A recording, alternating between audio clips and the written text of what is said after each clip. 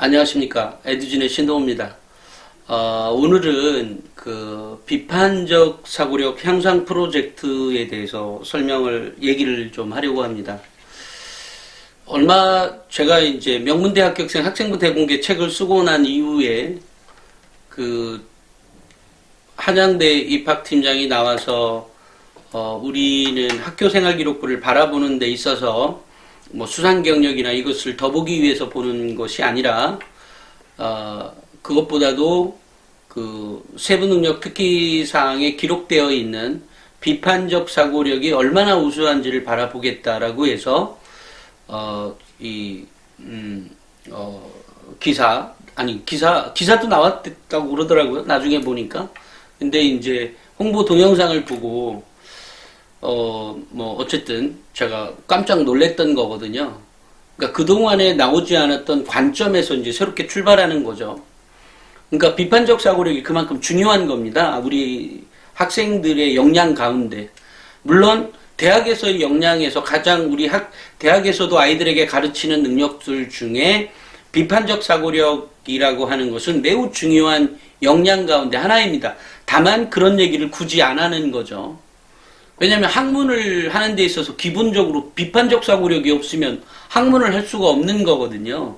그만큼 비판적 사고력은 매우 중요한 영역입니다. 그런데 이제 문제는 이런 것들을 학교 생활에서 비판적 사고력이라 그래서 따로 가르쳐주고 있지는 않은 거거든요. 대학은 그런 관점에서 쳐다보고는 있지만, 그러니까 덴마크인가요? 어디에서처럼 의사소통 능력이라고 하는 그런 과목이 있고, 뭐 이런 비판적 사고력이라고 하는 과목이 따로 있는 거거든요. 마찬가지로 그 이름 까먹었네.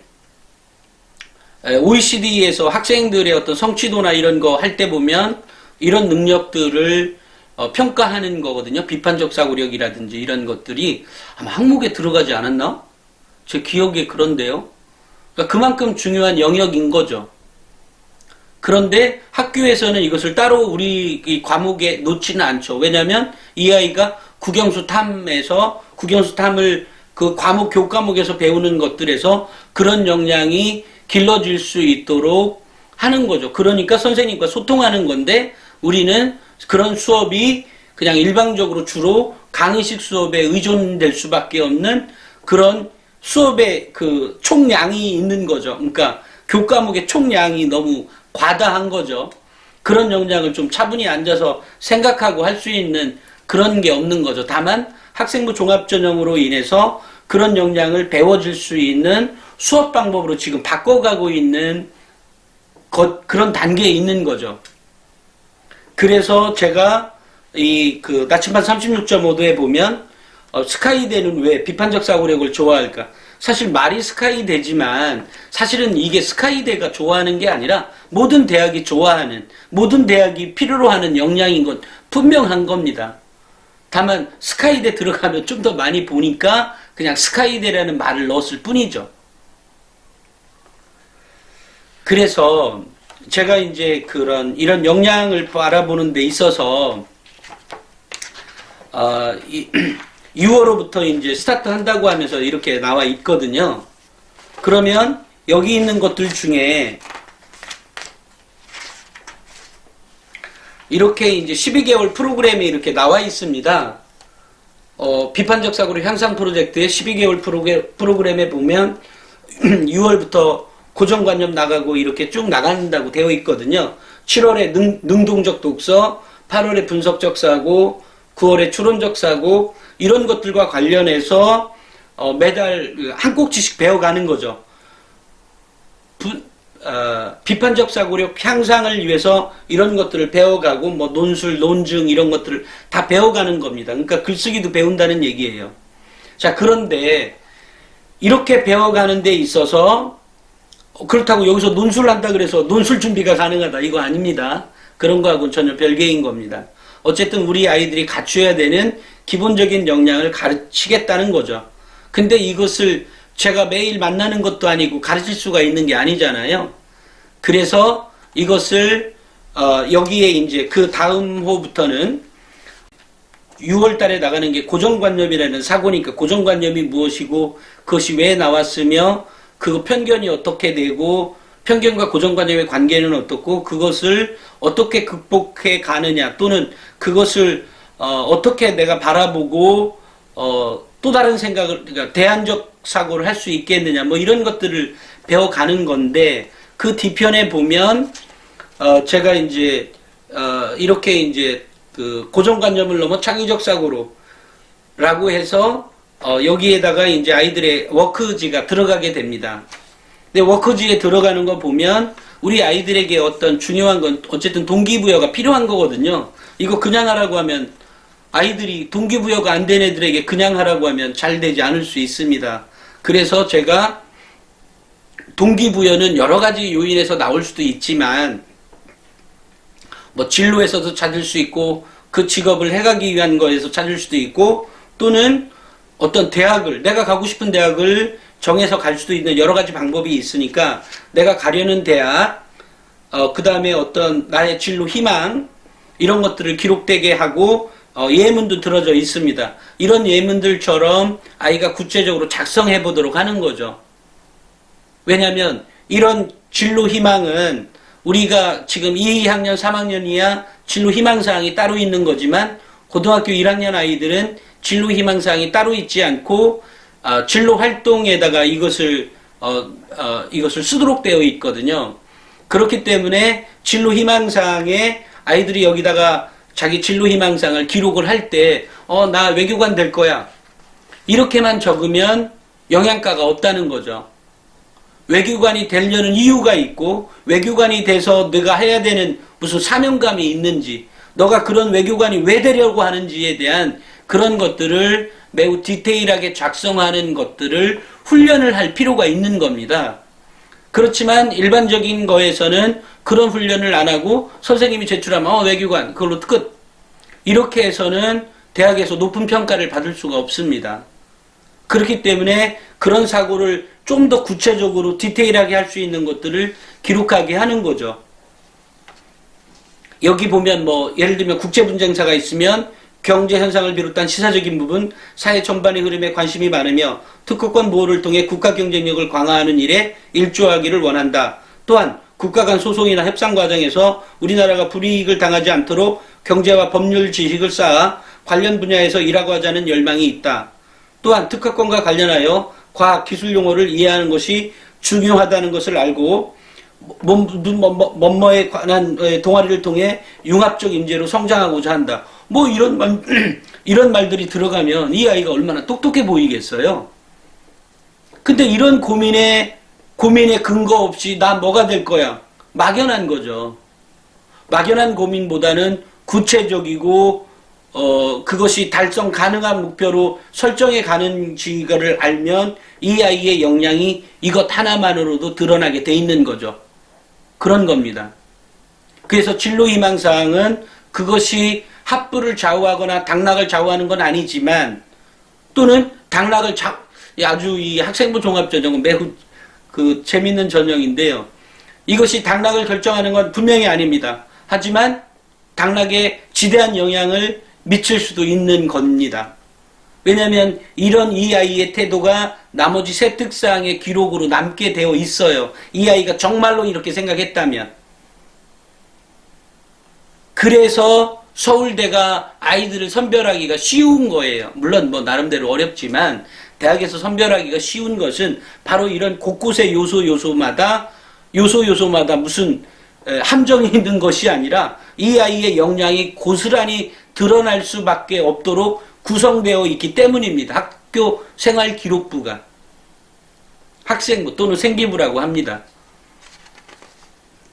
그래서 대학도 마찬가지입니다. 뭐 대학 나 무슨 대학 무슨 학과 갈 거야 말하고 자신 있게 자신감 있게 말하고 그리고 그런 태도로 자기가 생활을 하는 거죠. 학교 생활을. 예를 들어 나 서울대학교 경제학과 가려는 이유가 뭐냐. 여기 써도록 되어 있어요. 가려는 이유가 서울대는 한국 최고의 대학입니다. 서울대라는 말만 들어도 내 가슴이 벅차합니다. 나 그래서 가고 싶습니다. 이렇게라도 쓰라는 거죠. 그리고 그래서 이 아이가 그런 역량으로 그죠? 아무래도 그러면 어깨도 좀 피지 않겠어요? 그런 것들을 주기 위한 과정들이 필요한 겁니다. 우리 아이들에게 가장 중요한 건 무엇보다도 동기부여만큼 강한 힘이 없거든요. 아이의 머리에 엔진이 들어가고 내 가슴에 엔진이 들어가게 할 수 있는 힘은 바로 동기부여입니다. 그것을 강력하게 주기 위해서 여기 기록하게 되어 있는 겁니다.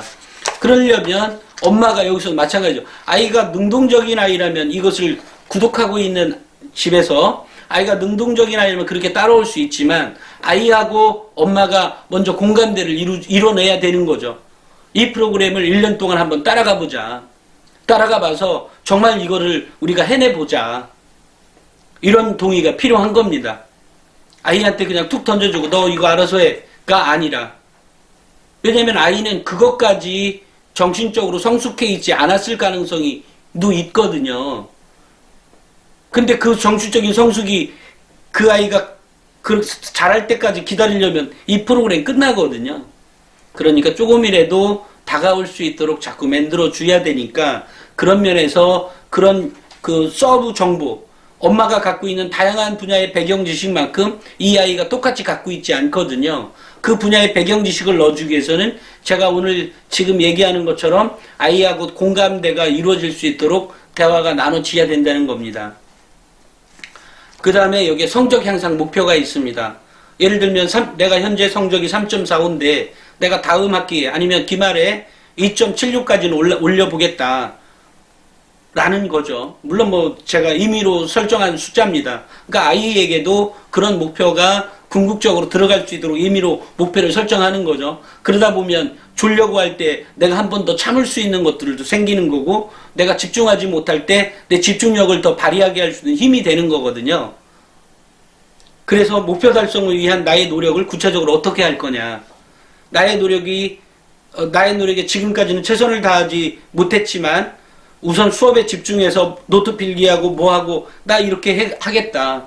그리고 선생님에게 이전에는 안 했지만 이번에는 가서 문제 출제는 어디서 나오는 것인지도 물어보고, 수업 시간에도 내가 한 가지라도 더 알기 위해서 수업 끝나고 나서 나 질문하러 가겠다. 이런 각오들을 적을 수 있도록 여기에 이제 기록란이 있는 거예요. 그 다음에 또 하나는 현재 수업 과목. 이 현재 수업 과목은 집에서 그냥 이것을 보고 이것이 엄마들이 같이 평가해주면 좋은 건데, 뭐냐면 그것이 내가 수학과를 가는데, 내가 경제학과를 가는데, 내가 물리학과를 가는데 제대로 내가 이 전공 적합성에 맞게 활동하고 있는지 없는지를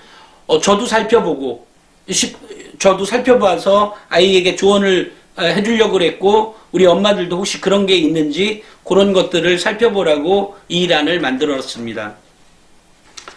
그 다음에 또 하나가 이제 이달의 나의 성장사입니다. 이달의 나의 성장사는 뭐냐면 이번에 나갔던, 그러니까 6월호에 나갔던 또는 이전에 나갔던, 우리 나침판 36.5도에 나갔던, 아니면 톡톡에 나갔던 어떤 사회적 이슈, 또는 그거 이외에 자기가 알고 있는 또 다른 사회적 이슈하고 관련해서 그 고정관념이나 편견이 있는 게 무엇이 있었는지, 그 다음에 그것에 대해서 본인이 생각한 것을 평가할 수 있도록, 그러니까 그것의 본질이 무엇인지, 그 사건의 본질이 무엇인지를 적고 그 본질에 대한 그 학생의 나침판을 구독하는 학생의 평가가 있는 거죠.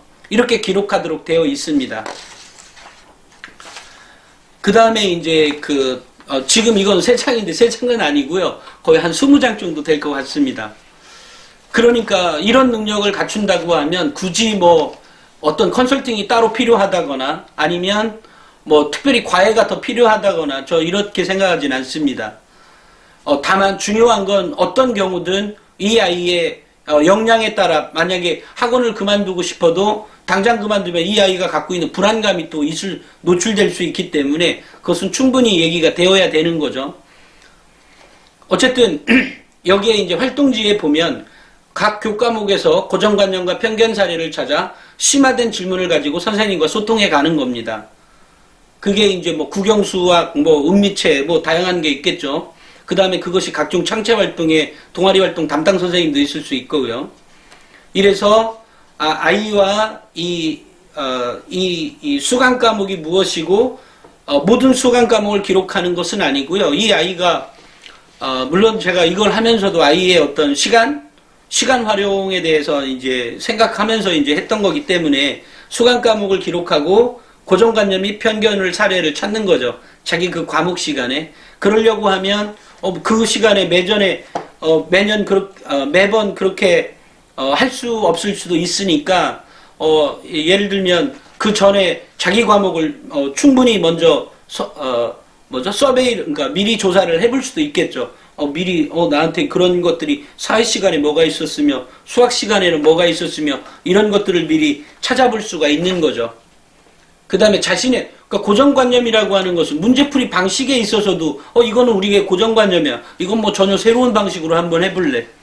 근데 학교생활기록부에 그렇게 찾아지는 그렇게 설명되어진 부분들이 있습니다. 그러면 입학사정과는 면밀하게 살펴보죠.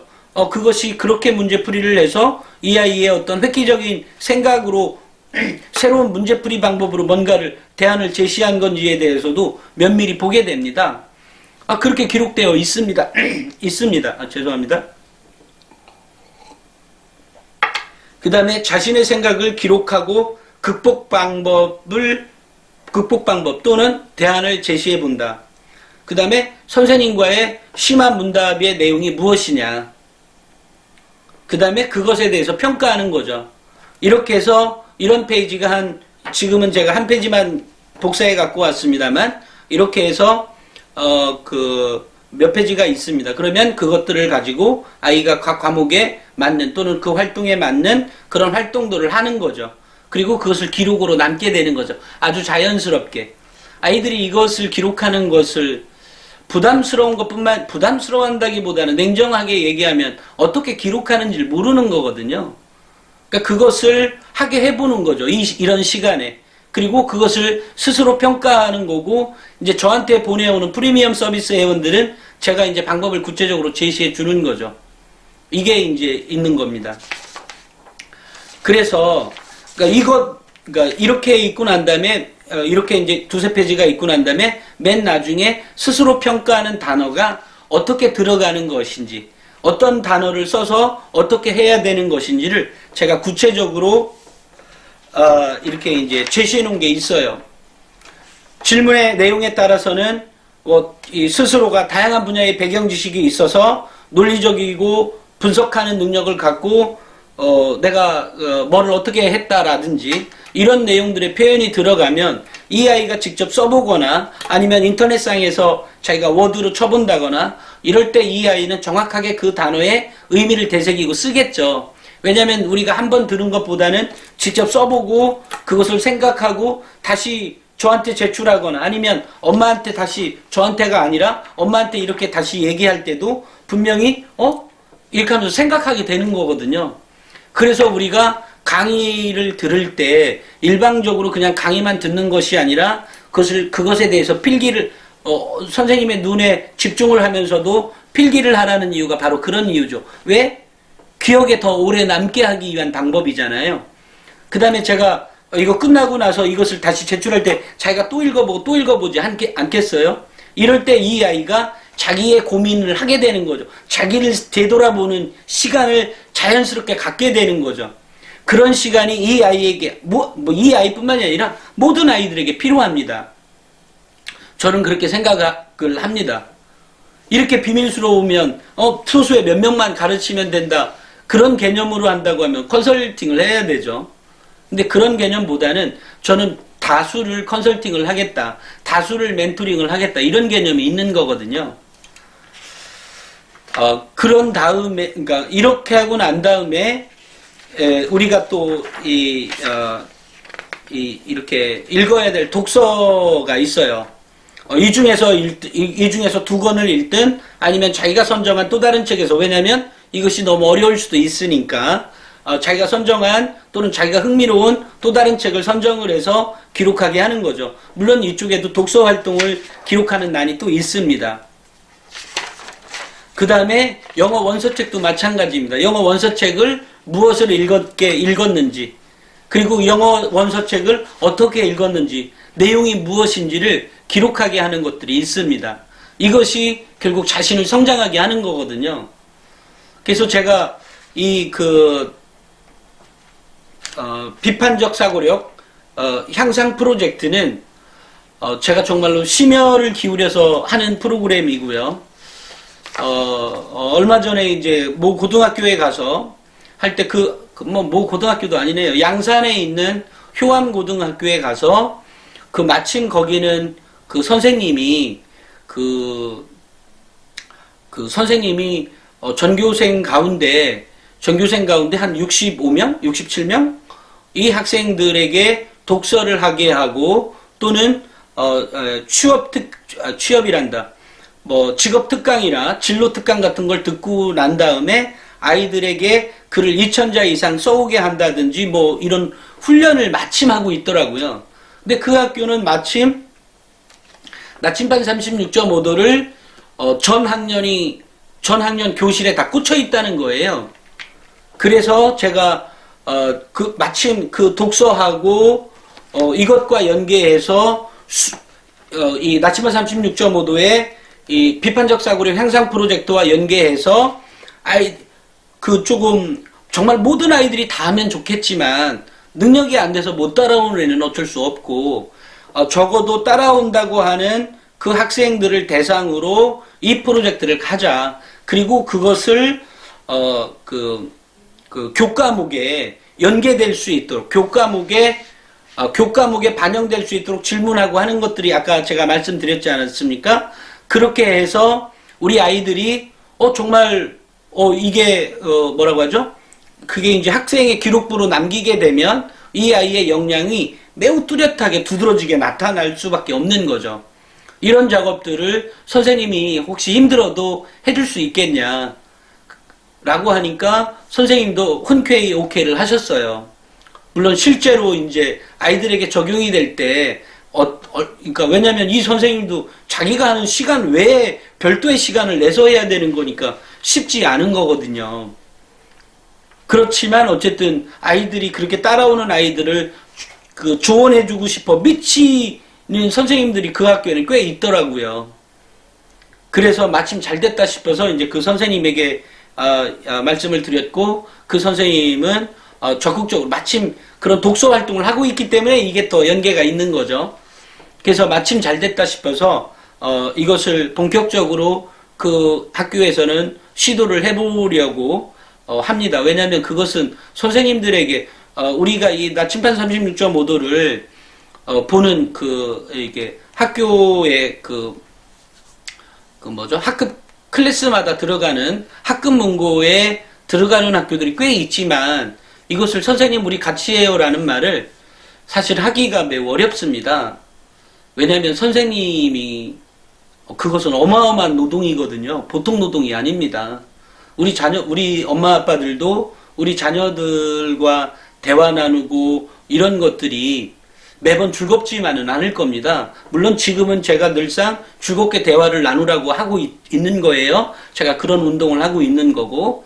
하지만 실제로 아이들을 성장해 가기 위해서 그런 대화를 조곤조곤 나눠준다는 것이 우리 엄마 아빠들도 힘든데 전혀 다른 남인 선생님이 그리고 그것이 한 명만이 아니라 몇십 명이 있는데 그것을 전교생이 어쨌든 학급 문고에 들어간다고 하면 전교 클래스가 35개라고 하면 35개 클래스만 학생들 전체를 대상으로 할 수 있겠어요? 그리고 실제로 나침반 36.5를 보는 학생들은 좀 낮춰서 잡으면 5등급 이내의 학생들이에요. 결국은 5등급까지를 포함한 그 5등급도 전체는 다는 아니죠. 3등급도 전체의 다는 아닙니다. 어쨌든 나침반 36.5도를 적극적으로 활용하는 학교가 있다면 제가 조금 더 도와드릴 수 있는 부분이 있다면 도와드리도록 하겠습니다. 마찬가지로 이런 것들은 우리 엄마 아빠가 시간이 되면 충분히 해갈 수 있는 것들이다.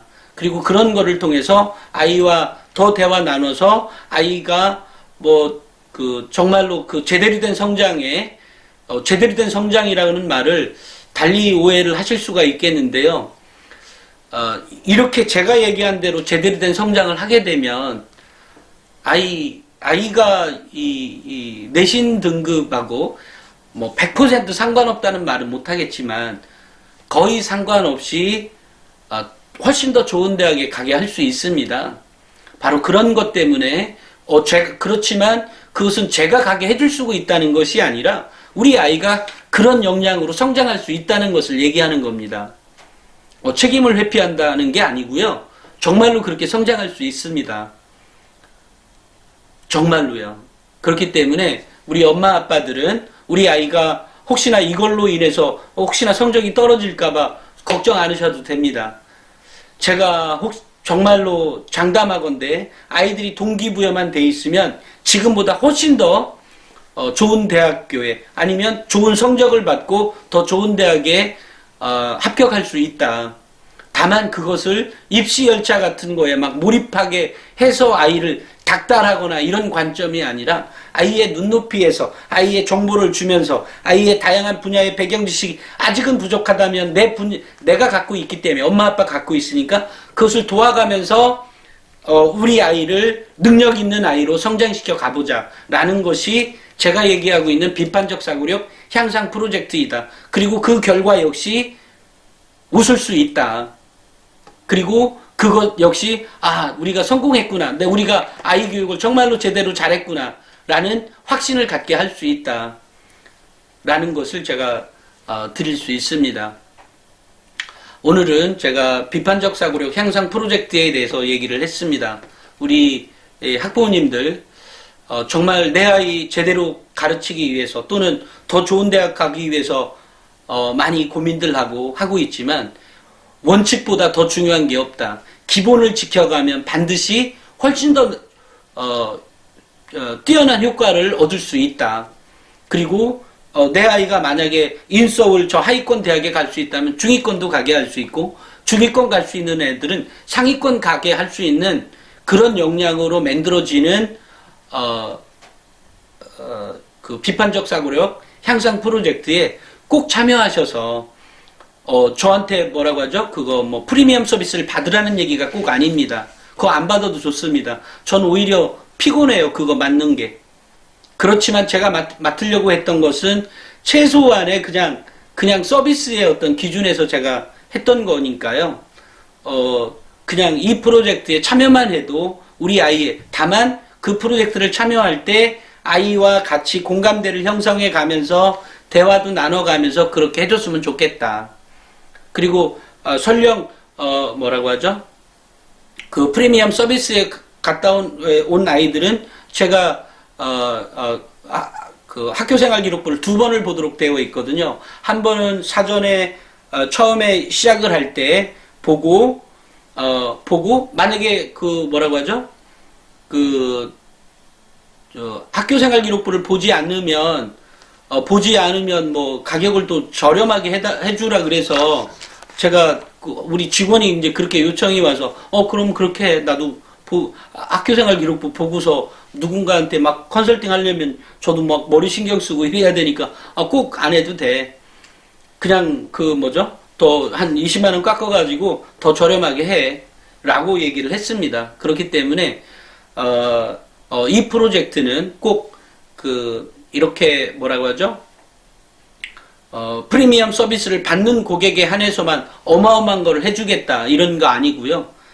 구독하는 사람이 그렇게 따라온다고 하면 그렇게 된다라는 얘기를 해주고 싶고요. 그래서 5월호에 보면 자세하게 어떻게 그 비판적 사고력 향상 프로젝트가 진행될 거다라고 하는 것들이 구체적으로 나와 있습니다. 그러니까 그거를 보시고 내 아이에게 내 아이를 내가 컨트롤 할 수 있는지 없는지 이렇게만 보고 저는 우리 아이들이 정말로 꼭 이 프로젝트를 완성을 해서 12개월째 자기 나름으로 책자도 만들고 그 책자가 하나의 소논문처럼 나의 성장사를 바라보는 그런 좋은 책으로 남겨져서 우리 과목 선생님에게 한 부씩 배포해줘도 좋고요. 그래서 이 아이가 이렇게 성장했구나라는 것을 한 번에 단방에 알 수도 있는 거죠. 이렇게 될 때 우리 아이가 뭐 대학이라고 하면 대학의 결과물이라고 한다면 정말 우리 아이가 성장한 만큼의 부산물로서 대학이 서울대가 따라오든 연고대를 그냥 합격할 수 있든 아니면 뭐 한양대를 갔든 이런 대학의 어떤 레벨로 역량이 좋은 아이라면 역량이 뭐 그 밑에 정도였던 아이라도 그 윗대학을 합격할 수 있다. 이런 생각을 하고 물론 그것도 중요하지만 또 하나는 이 아이가 대학에 가서도 훨씬 더 뛰어난 역량으로 뭐 취업이라면 취업 아니면 그게 시험이라면 시험에 합격할 수 있는 그런 자세를 가르쳐주는 교육이 비판적 사고력 향상 프로젝트라는 것을 기억해 주시기 바랍니다. 오늘은 여기까지 찍도록 하겠습니다. 감사합니다.